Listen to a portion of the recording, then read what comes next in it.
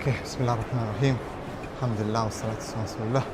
I'm just entering another country now, and it is called the Vatican. It is a sovereign country, has its own laws, its own police, its own government. It's governed by Christian law, supposedly. And as we know, the Pope is the head of the state, of the Catholic Church, and of his people. So I'm in Italy right now in Rome, and that's one country. And within this country is the Vatican, which is the stronghold of the Christians right now. The Orthodox don't really have a stronghold. Probably be, right now, if you're to consider, probably Russia, St. Petersburg. But other than that, it's the Catholics, right? We still have the Vatican. The Orthodox used to have, obviously, what was called at that time, what's Istanbul today? Where is Hagia Sophia? And yeah, that's changed now. Obviously, that used to belong to the Byzantines. Now we're entering basically another country. Okay, another country, and there's just a lot of things, they have to understand and see the way they used to look at the Muslims. For example, this picture here. Okay. You see the turbans, the culture that they used to have in Pompeii, southern Spain. One thing I have to say about, for example, Italian people, they're just so close to Arabs, so close to the Mediterranean Arabs, in behavior, in speech, in so many things. In looks even. SubhanAllah, like, especially like the mixed Italians, the ones that are from the south, like Sicily and so on. But even from the middle of Italy and throughout Italy, you find that they just look like Arabs, behave like Arabs even, mashallah. So, quite interesting culture. So here we are, basically entered another country. Okay, I know it's obviously there's a lot of tourists and so on, so viewer's discretion is advised. There's a lot of Muslims as well visiting, but this is the stronghold of Christianity.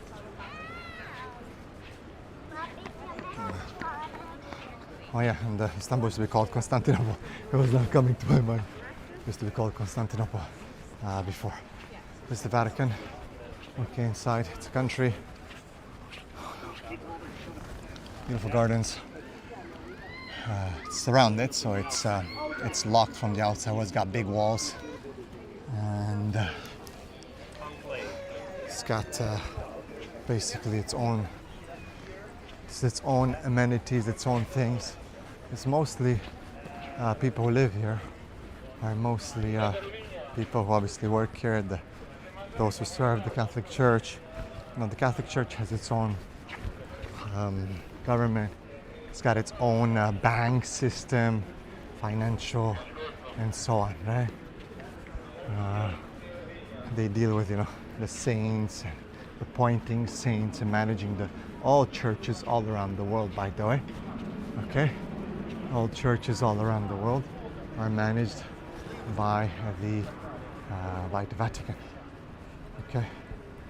Yeah. Keep in mind that the Christian church split into the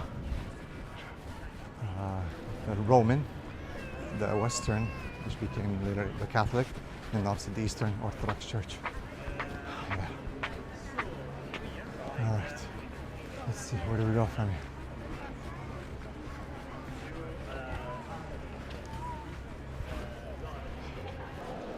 It was when I just passed by a mother and her daughter, and they're arguing.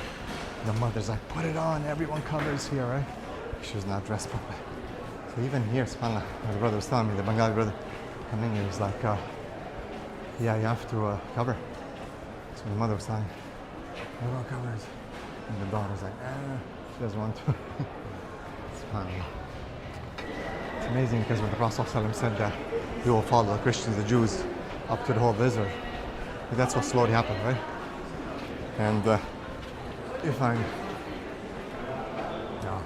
especially our women, right? What happened to them and how they changed. Men too, and specifically the women. Let's see where we're going here. A woman would be like, yeah, but you guys, you man, look, there's rules for men, rules for men. Let me just take the concept of hijab, and that's not just their cover. So for example, a man could technically, no problem, wear what I'm wearing, okay? Shirt, pants, you know, it's like, okay, kind of above the ankle, you know, it's normal, okay? Even though the culture is not the same. This is Western culture, 100%. Not even Western culture, this is Malaysian, Hawaiian type of shirt.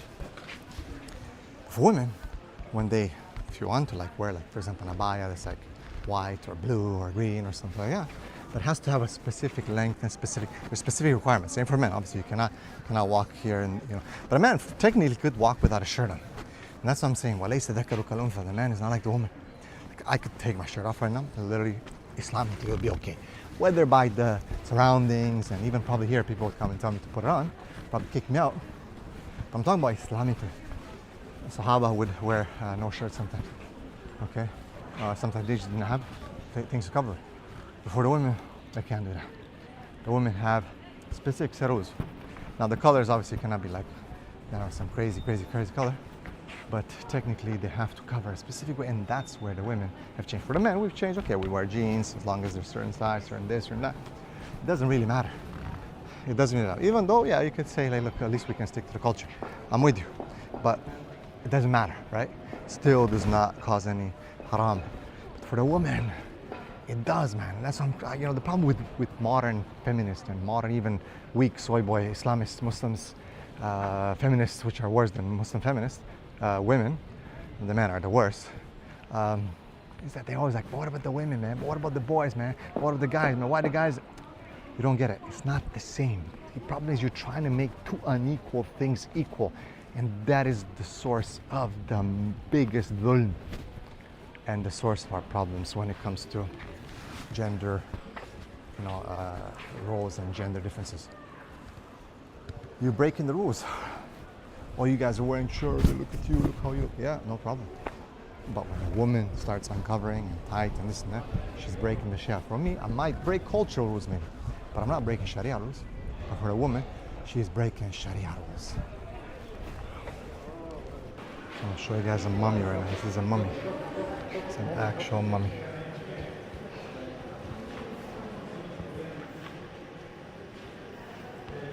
That is an actual mummy. It's a mummy.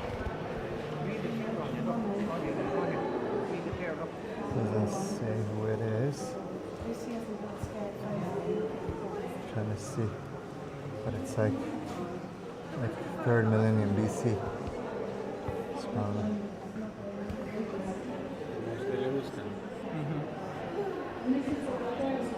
doesn't say what it is. That was the they were putting in.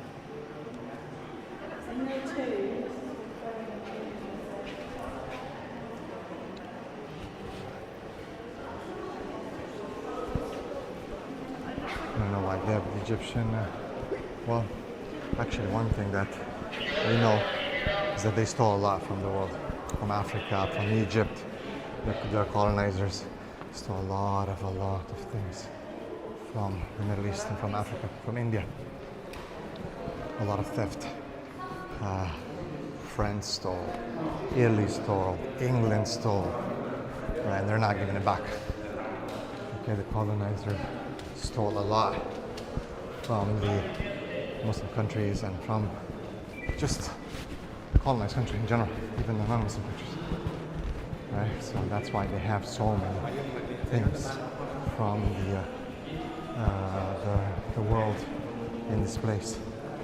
Museum in UK, so many of the Qur'ans and of the artifacts from the Muslims are found in the British Museum and other places. Okay, this is from Syria, Palestine, Middle Bronze Age, Roman period. 2000 AC.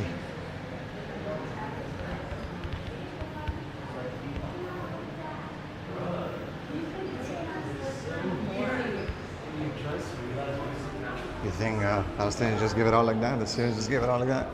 Come on, man. People need to wake up, man. It's the golden rule. Whoever has the gold makes the rules. Here you have a lot of the Caesars and that's why Islam is not allowed to do. Even though some people do it, it's not allowed to do. Not to mention the nudity that they show, right? So even in art, there's adab. Even in art, there's akhlaq.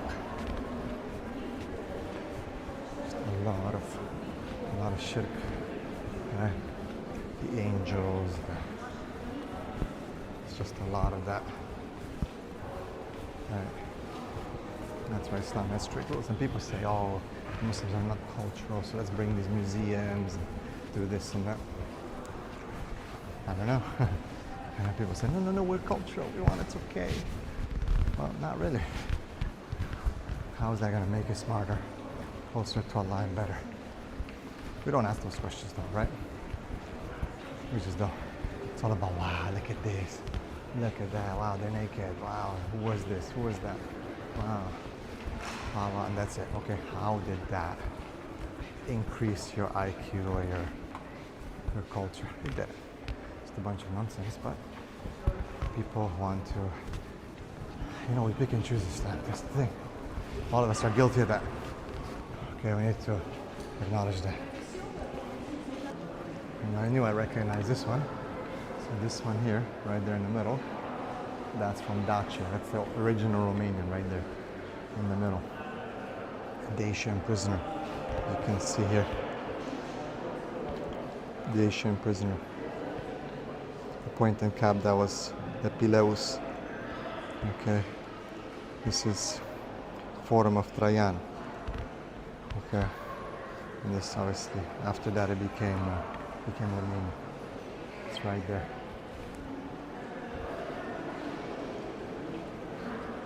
Just a lot of interesting things. Anyway, probably stop there for part one. We'll continue after.